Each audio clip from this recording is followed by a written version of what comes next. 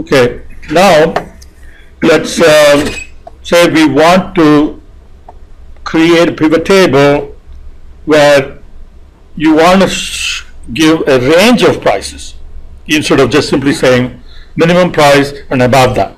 Okay. You want to give a range of prices, and you want to use this disconnected table for that. All right, so I have prepared a CSV file, price range. Okay, so we have a price range and the minimum value for that price range and maximum price for that price range. So the price range are labels, checkout items, budget items, mid-range items, and the minimum, the maximum price sometimes overlap. So here, like for example, budget items go from 0 to 125, mid-range items go from 100 to 500. So there is a little bit of overlap as well. So I'm going to close this.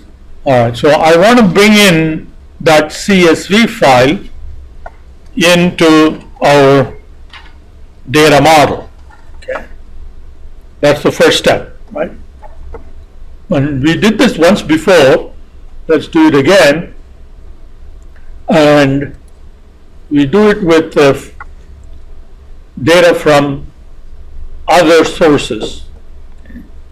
So if you go all the way down to the bottom, you see there is a link for text file. Okay, so click next. So now browse to wherever you downloaded that price range CSV file.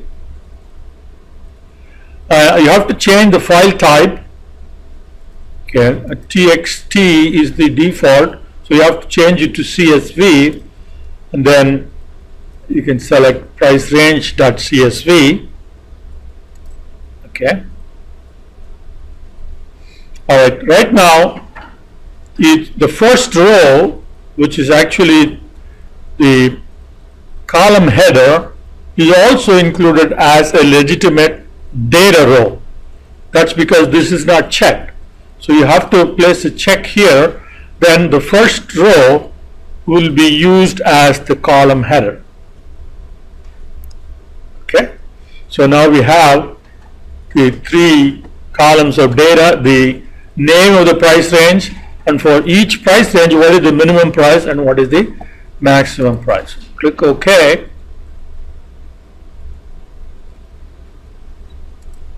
All right, so now we have the price range is in.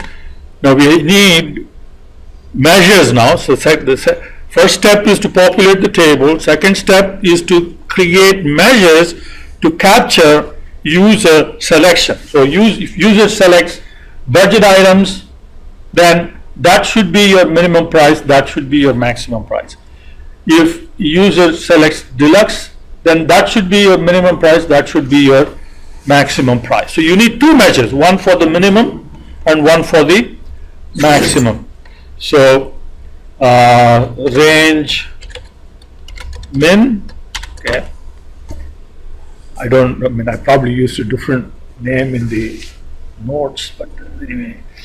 So here there is only one row, so any aggregating function will do, right? So I can use min of min price, right? So min price is, so you have to be careful here because there is a min price table.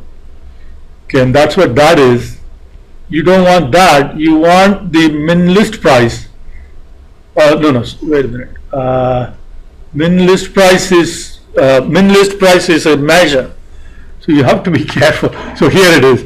Price range. So price, the min price column in price range table. That's what we want. Okay. And then we want range max. Okay, so that will be the maximum price. Again, you can use any function you want. You can use min if you like. Okay, so I'll use max just to use a different one. Max price. So that would be from price range, max price. Okay. All right. So now that's the second step where we have now captured or harvested user selected minimum and the maximum price. And the third and final step before we start creating pivot table is to do the computation itself. That is summing of the net sales within this price range. So you move over to fact internet sales. Okay, so we'll call this total sales in price range. So again, it is calculate. Okay, you're going to calculate net sales. Okay, so now since the condition is going to be based on dynamic values, because the minimum price and maximum price are coming from user selection. It's not static filter here, static condition. It's not. So we cannot use the implicit filter action in calculate. We have to use the filter function. So filter, right? And there are two conditions now. We want, first, before we type in the condition, the first argument for filter is the data table that needs to be filtered. So that is dim product. That's the table that needs filtering, right? And then your condition, and it is a compound condition, two. One is list price, right? So dim product list price is greater than or equal to range min.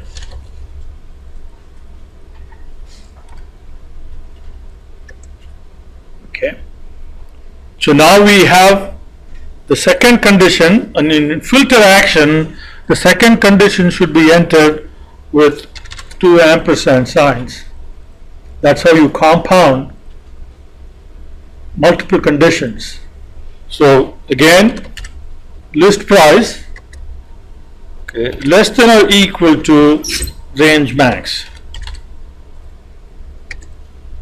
Okay. Now that's for filter, the close bracket, and we need one more for calculate. Okay, so it gets highlighted slightly so you can tell how many brackets you need. Okay, so click enter, and looks fine. So now we have prepared everything that needs to be prepared. Okay, so now we can go and create our pivot table. So now we'll create a new pivot table. Let's create a new pivot table.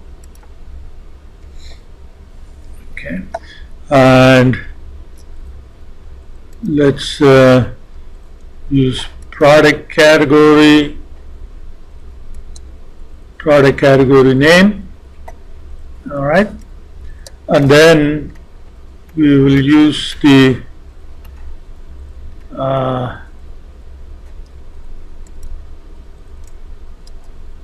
measure that we just created, total sales in price range, right? And just for comparison, let's use net sales also. Okay, we'll put net sales in front of it so we can compare. I forgot. We need to format this, the newly created measure, to currency. Okay, right now they both are the same. Okay, because we have not. So now we need to bring in the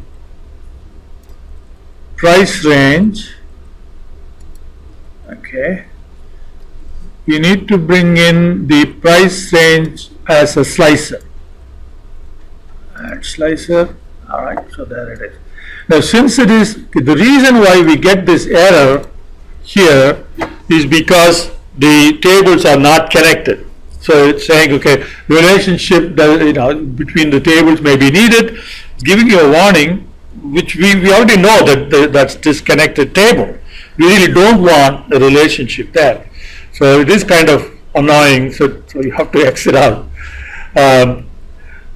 Alright, so now if you select the range, so the total sales in the price range will get calculated. But there is another problem here, and that is these price range labels are not listed in the same order as it is given as in the price range. It is listed in alphabetical order. Okay, so how can we order them properly? Okay, so go to price range table, and we need to sort this. Well, we can probably sort it in the order of the maximum price. Okay, so that will work. Okay, so minimum price would put budget above checkout items. Okay, but we can also create another column which is the average of these two prices. Well, let's use just maximum price.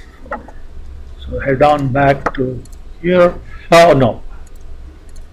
So that one, sort column by maximum price. Okay, so now it is sorted by maximum price. Once again, this error, the pesky error, annoying error, needs to be X'd out. Okay.